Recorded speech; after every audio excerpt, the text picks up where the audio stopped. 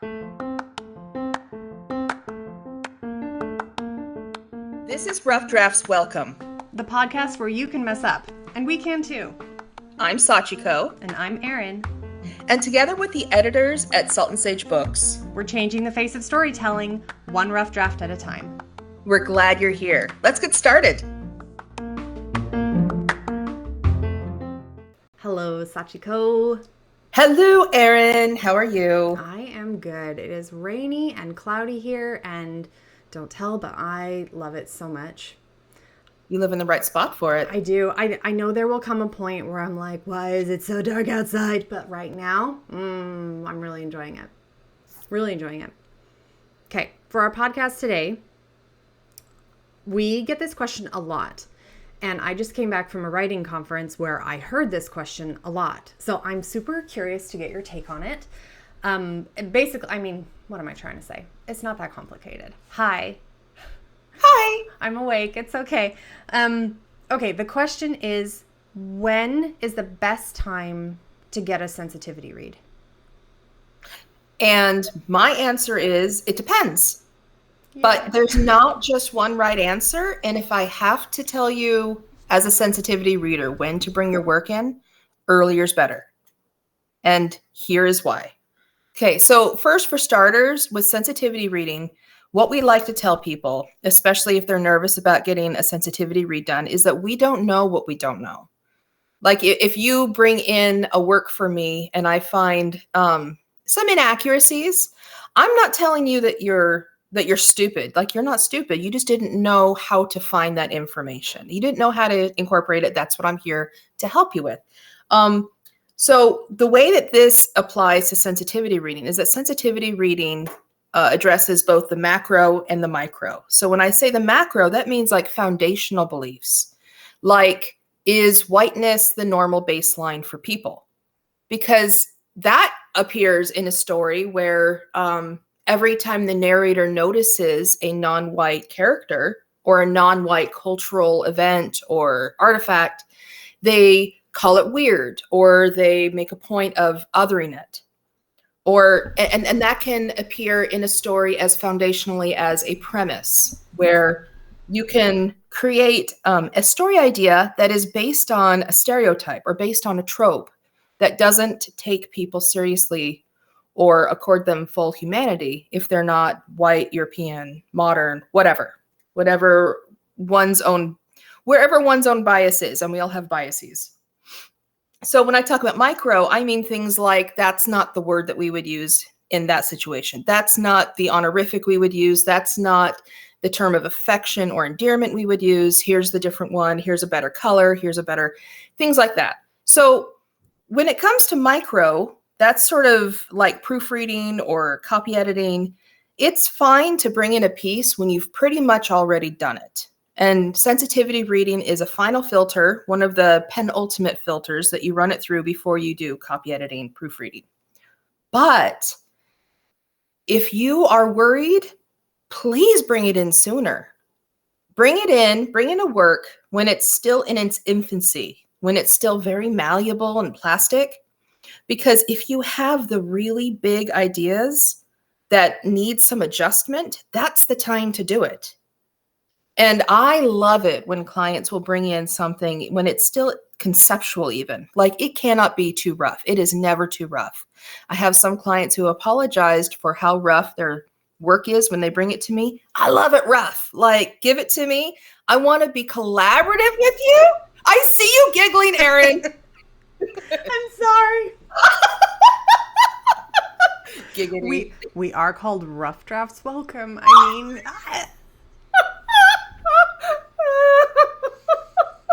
This is a child-friendly podcast. Not safe for work. I'm sorry.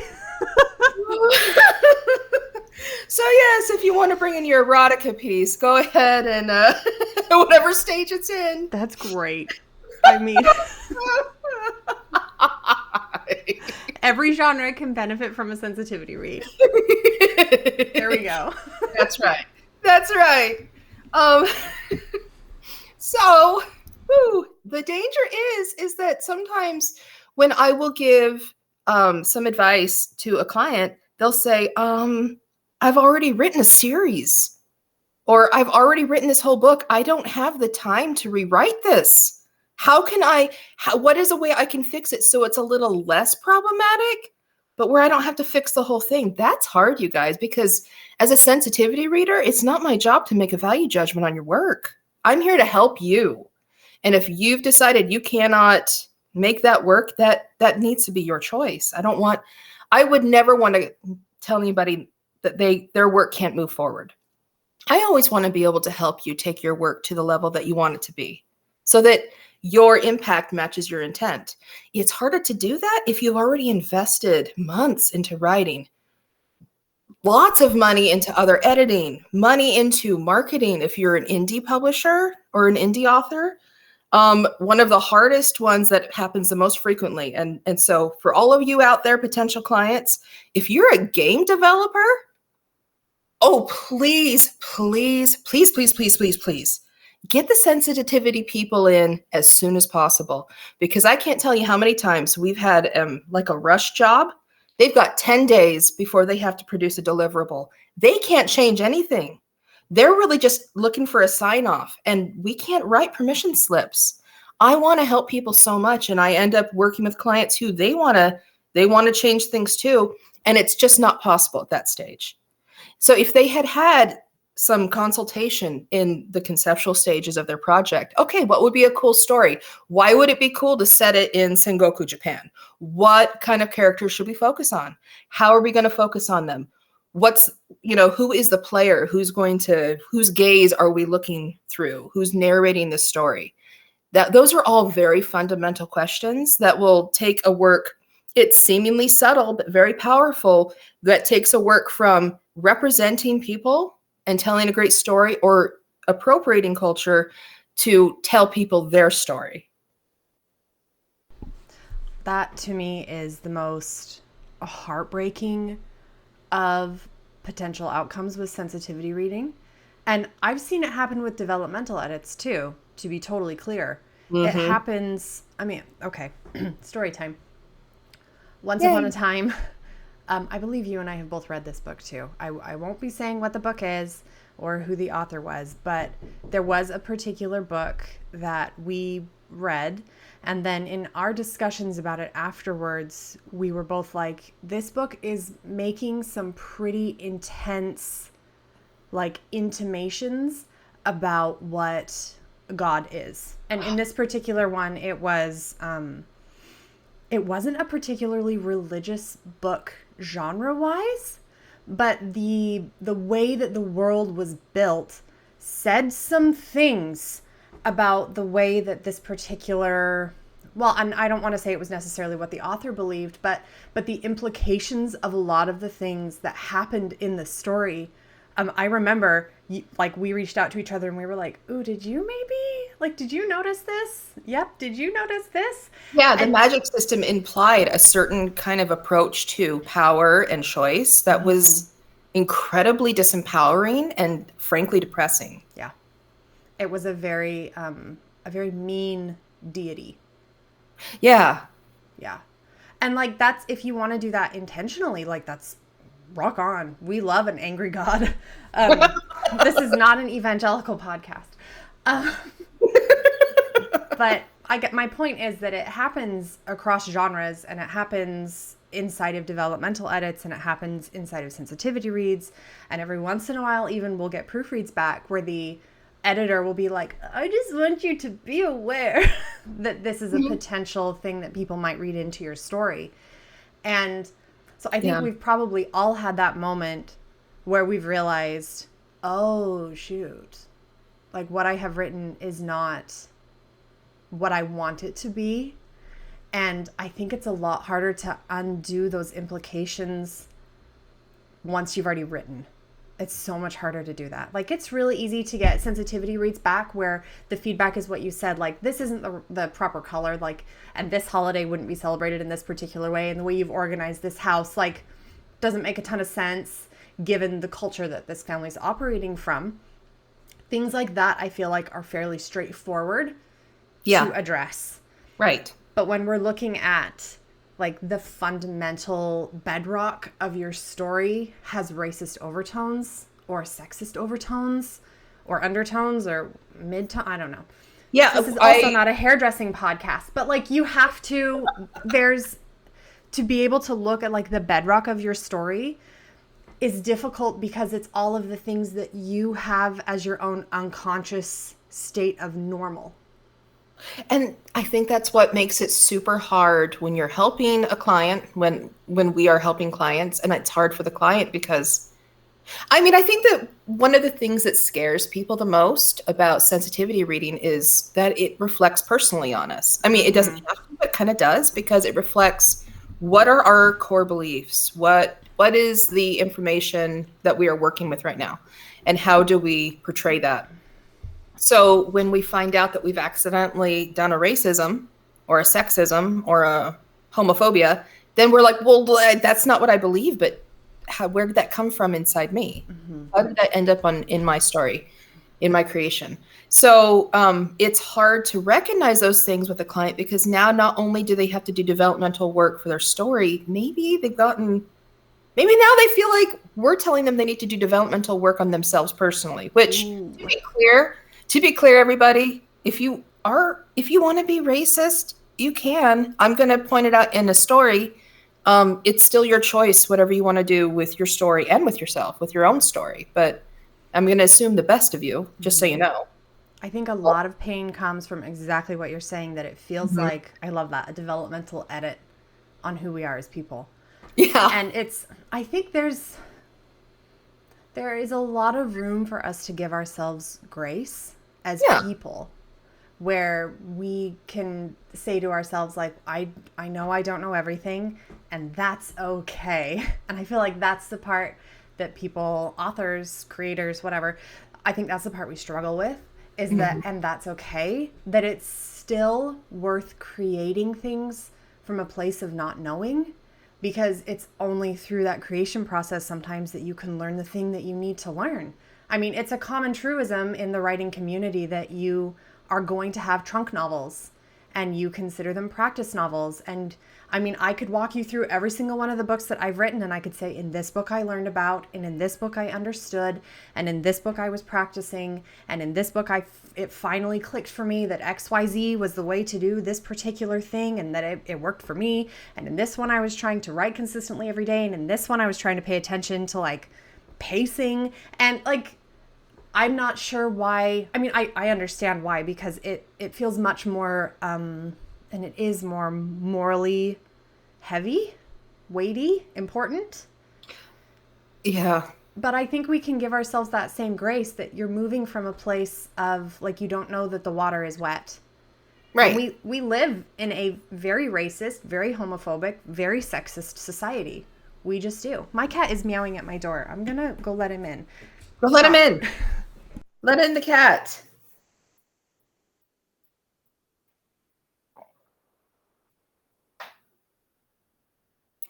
So, of course he won't come in. I opened the door and he's like, what? What? I was just meowing for fun. Okay, here he is. These are cats. Handsome boy. So I think that the core premise of Rough Drafts Welcome is that you don't have to be a perfect writer to start writing. And I think, especially when it comes to sensitivity reading, you do not have to be a perfect person to start writing, especially write diversely, write representation for people. You don't need to be perfect. All we have to do is just show up and try from wherever we are. Yes. And we can get help with the rest. That's fine. Yes. That's awesome, actually. I mean, and that's the whole reason that sensitivity readers exist. I feel like if I could have people understand one thing about sensitivity readers, it would be that they are first and foremost readers. Like, they get into this career because they love story, and they love writing, and they love authors because authors are the creators of some of their favorite things. Like, they want to help so much. Yes, totally. I mean, because, how does it benefit me personally if your story goes out with a lot of inaccuracies that might lead to other people treating me poorly? I've got no, and also I don't have any, as a sensitivity reader, I just want to reassure all y'all out there that I don't ever feel motivated to take down anybody or cancel anybody. I mean, that's also not my job. Nope. Yeah. Nope. So nope. If you're wondering when to get a sensitivity read, sooner's better. Agreed. Remember, we're here to help. Especially if, like, when you're drafting, in your pitch or in your very beginning, like, what are you writing about? Oh, I'm writing about da da da da. If in that pitch you have even the tiniest moment of like, ooh, I know that maybe this could potentially be a thing, please come get a sensitivity read. Hire somebody to talk you through just your pitch, just your idea. And then they can make some like guideposts for you along the way of things to be careful about. So let's talk about some examples of what it might look like if you have sensitivity issues on the developmental level. And I'll start. Here's a really common one for Japanese American issues is I will find stories where the plot and the character's motivation and growth arc is dependent upon a stereotypical view of a Japanese family. So for instance, there are a lot of stories about like Japanese American people or Asian American people where the parents are considered way too strict and they are rejecting their children. And that's why children have to go find their destiny, or they need to try to regain entry into their family. And so if the whole idea is based on the idea, if your story is based on the idea that Asian American families are inferior to other families and are not able to love or support each other, that's really not great. And bringing a story in that has already been written for all of that means that there would be you're going to have to revamp the entire story right down to the studs to create a different character motivation. Now I do want to, the good news, the silver lining in this is that when people bring in stories that are based on these really painful, harmful stereotypes, when they rewrite after seeing a sensitivity reader and going through things and seeing what isn't working, almost always those issues, it's not just a racism thing, it's also just weak writing. Like getting sensitivity reading is sometimes what we need to remember to apply the same rigor in writing to all characters that we may automatically already accord to baseline white characters or whatever is our baseline. And so that sensitivity reading, it can be a personal struggle and a professional struggle to incorporate that advice. But almost always that piece is so much stronger and better. And the clients are often so happy that they have been able to develop it further than they thought they could. Absolutely. I've seen that on the administrative end when they'll come back and say like, this feedback was really hard for me at first because I knew it was how much work it was going to require on my end to fix it. But now that I have, like, I cannot believe how much better it is, how much more it works. I want to say a little bit more about the weak writing part. Yeah. It's weak because it relies on stereotypes and shorthand. And that's not necessarily a bad thing always. Sometimes you want to just be able to say, like, the man in the trench coat in the dark corner and have everyone be like, oh, spooky detective man, or ooh, spooky creeper guy, depending on your genre.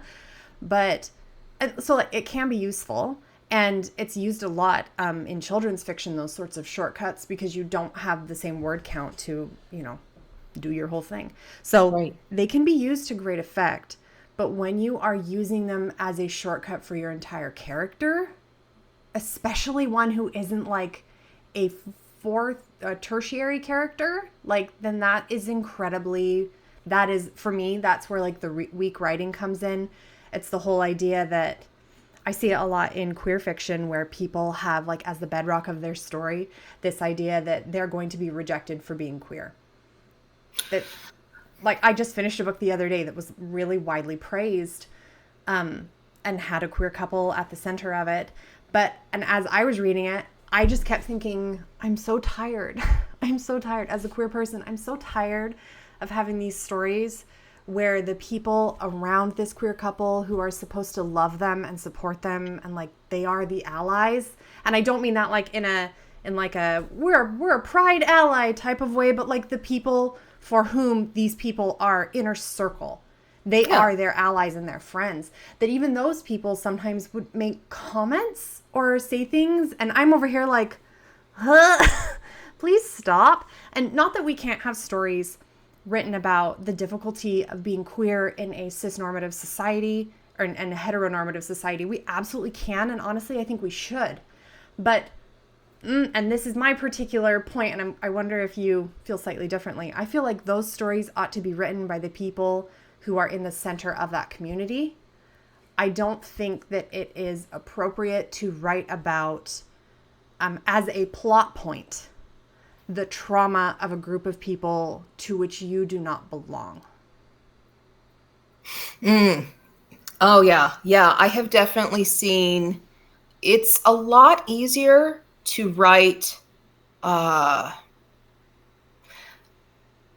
probably if I had to say there's a safer option for somebody outside of an identity to write a story, to set it in a cultural setting or to have secondary characters from that culture or with that experience is almost always safer than having a viewpoint character, and megatons safer than having a first person viewpoint character. Because once it's a first person viewpoint character, I mean, that is an incredible, you literally have to live in that brain.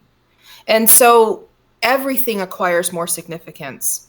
Everything does. Everything in the story changes into being a sensitivity reading adjacent concern, because it's perspective based, and that's going to inform. I mean, you're literally, as a writer, as soon as you do that, you're taking on the role of spokesperson for that community, for that identity, for that experience. That, and if you're afraid of criticism, that's going to be the riskiest choice to make. Agreed. It's Maybe possible. I should say, I want to kind of soften what I said earlier, that I think maybe a more correct way to say it is that it's really difficult to do it well. Yeah. It's really difficult to do it well if you are not part of that community, if that is not centered in your own being and identity. Yeah. And it becomes possible. It's possible. There are people who do it, and there are people who do it incredibly well, but the amount of time and effort and research and collaboration and like it's hard work to do it well. I mean, it would be easier if, let's take like heteronormative marriage as an example. It would be easier to wear your spouse's clothing for a week exclusively than it would be to step inside the head of somebody with a radically different experience than yours.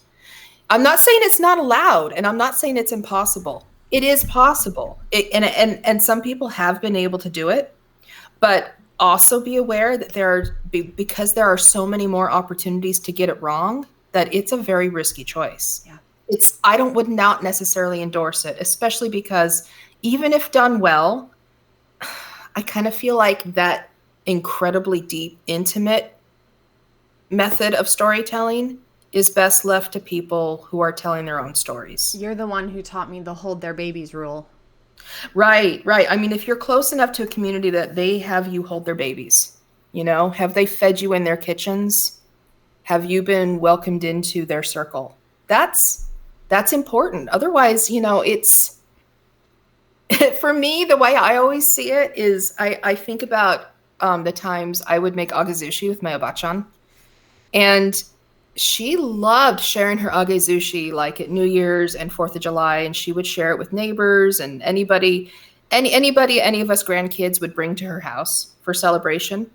But imagine somebody just walking into her kitchen and taking it, and that's what it feels like. It's a difference between me getting to share this family recipe made by my hands and my obachan's hands versus somebody just, well, that looks delicious, I'm taking it. That's actually now my recipe. It really is the difference between appreciation and appropriation. Yeah. We got to be so careful about how we use our voices. That's a perfect example. But there's so much room for telling a story diversely and even using a diverse viewpoint character. It's still possible, you guys. Mm-hmm. Like, you can still do this. Yep. Yep. It And does this take is a lot of where, trust. especially if you are making it, if it's a plot point, if it's a primary character, I would say even if it's a secondary character, I think it's really, really crucial. That's when you get a sensitivity read right at the beginning, and Right. maybe multiple times through the process.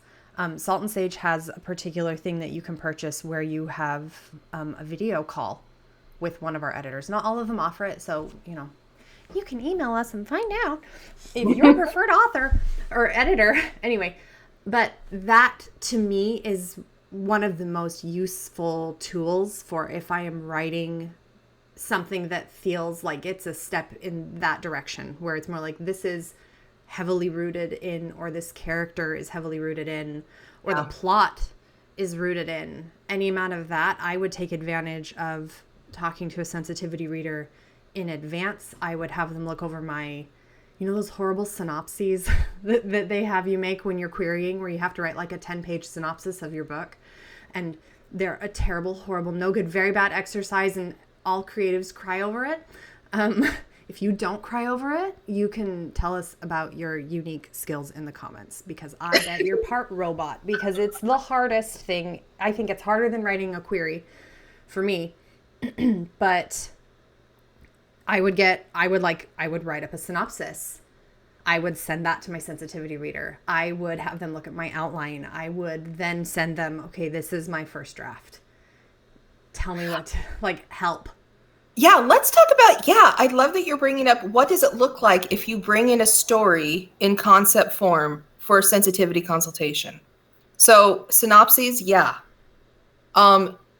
could, I'm a developmental editor and a sensitivity reader. So this is my jam, baby. If during a video call, here's how I could see it proceeding. If y'all brought in your story, and you could be as simple as, hey, Sachiko, so I had this story idea and I kind of wanted it to have these elements, and I wanted to have this feel, and it would be like Star Wars crossed with, blah, blah, blah, whatever. And how can I do that respectfully? It could be that simple, where it's just, okay, I'm just going to brainstorm something. Can you brainstorm with me? What if it had samurai? Okay, well, let's talk about samurai. What if it had this? Okay, let's talk about this. I've booked with you before where I said, I don't know what I don't know. Will you just ask me questions? Yeah. I want to tell you what I understand about the story as it currently is, in this nebulous part of my brain that is my storytelling brain. And then you just asked me questions, and my heavens, I took so many notes and then was able to use genuinely all of it, because it's when you get curious about a piece, that I feel like that's one way to do it. And then the other way is sometimes we have people come in who have a list of questions, and they'll send in here's my synopsis, and they'll send that in advance. And that's great too. So it's whatever feels better to you. If you need to think out loud with a friend, with somebody who can be friendly with you, we got you. If you need to be very planned and have things in writing, we got you. Mm-hmm. So once we've gotten that, and you have a way to transmit your idea, if I were helping you with your story, the next things I would ask would be, okay, so why do you want this viewpoint in your story? What does it add to your story? How do you feel about it? Why do you feel that this is the best choice for you to use this as a vehicle for your story? And that's not meant to be a discouraging question. It's really just an honest question. Yep. Maybe it's even as simple as, I super, super love this culture. I'm really interested in it.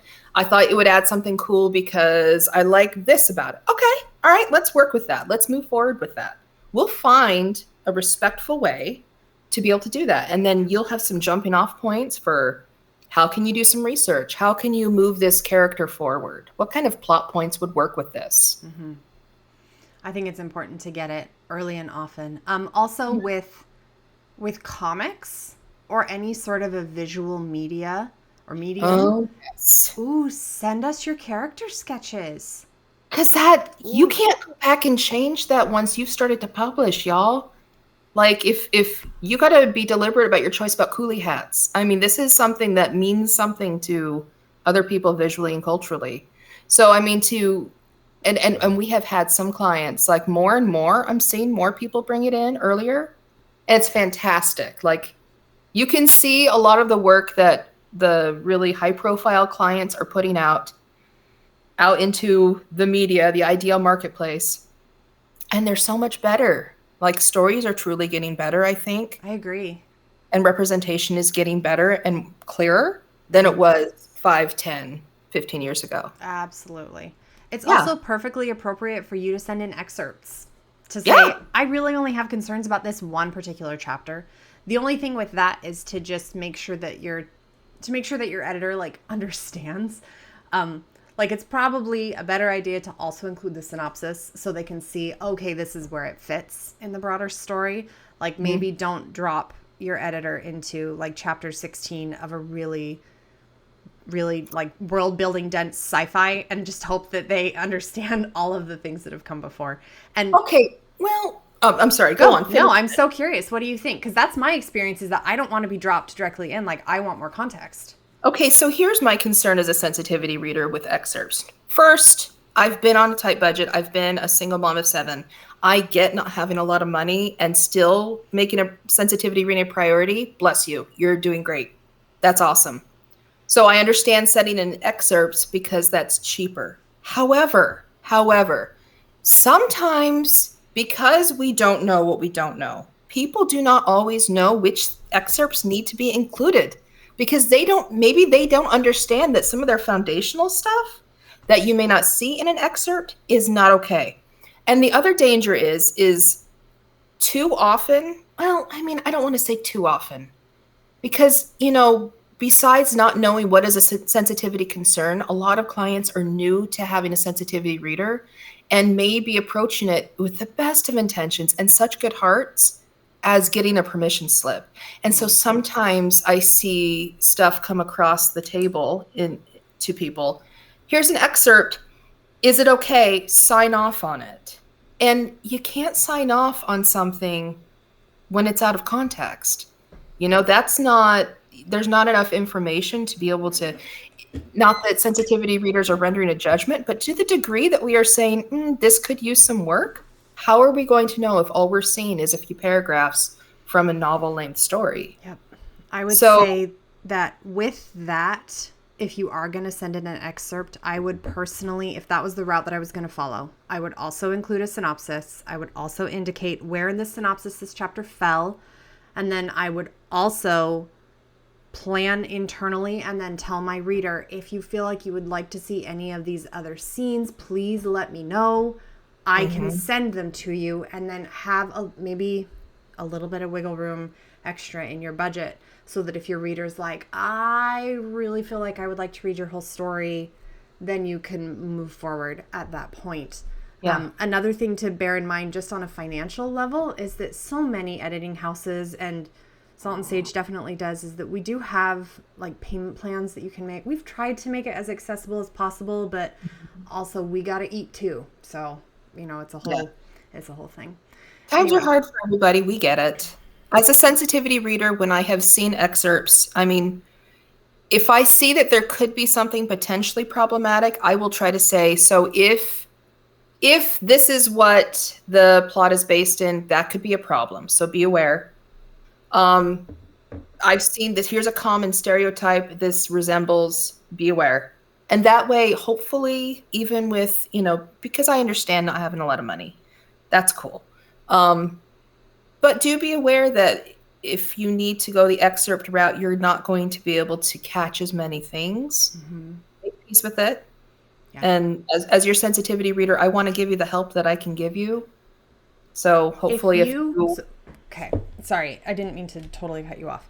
No. If you had a very limited budget, say we have someone who's like, I have like $200 that I can spend on this. Yeah. What do I do? Say they have a completed manuscript. What would you suggest that they do with a minimal budget? And I can already hear people being like, $200 isn't a minimal budget, but that's the number we're gonna imagine work with, because Salt and Sage's minimum prices start at $190. So like that's right. What I want to. If you have that low amount. So if you're super strapped, yeah. When do you get that one time where you get eyes on your work? Yes. I would say earlier. Because the biggest goofs that are going to cost you the most in terms of your precious time and energy, they're going to be the foundational issues. Get your foundation set. you can probably, if you are able to talk to people, if you are earnestly researching, you might be able to figure out what is a common trope, what is a common ethnic slur, what are the pain points. But you're going to need somebody who has lived that life to be able to discern foundational stuff that is going to be deeply harmful and permeate through your entire piece. So if you can only afford one set of eyes on your work, get it on the most fundamental basics of your story. The very most beginning. And at Salt and Sage, that would be with the lowest budget thing that we have. You can send up to 10,000 words. So that's a good synopsis. That's like a great. If I had a low budget, that is what I would do. That I would write a really, really detailed synopsis, and I would send that in. Yeah, that's a great idea. So and if you have more finances available to you, then you can do whatever you feel is best. Like if I could just mandate the entire publishing industry, I would say that everyone should have a sensitivity read in the very beginning, whether that is on your idea or on your first draft or on your outline or, however it works for your own personal brain to write. And then I would say that you want one before you get a line edit. Right. I agree. I would say get two. Like if you can afford to do that, I would say get two. Okay. And can I just shout out to, because at Salt and Sage Books, we're working with everybody in the industry, not just publishing, but like webcomics and gaming, all of that. And I have to say, you would think that the people with the deepest pockets would be getting the most and the most in-depth sensitivity reads. But hey, you indie authors out there, you are gold. Holy cow. Amen. Indie authors. They are doing the most and getting their stuff checked out. They are paying for full edits. They are making sure their stuff is like clear and kind. It's amazing what people are budgeting to do. And I know that it can be pretty tenuous to do indie pub. So hats off to all my fellow creatives who are doing that. Agreed. I've been really, really impressed by indie authors. Yeah. Really impressed. Even before the traditional publishers were like, okay, this is something we need to start budgeting for, like indie authors were right there. They were there. Yep. They've been there since the beginning. They are the grassroots author movements. It's amazing. I love them. Yeah. Okay, we are about at time, so we are going to wrap this one up. Thank you so much. It was nice to talk to you. Alrighty. Bye, guys. Bye.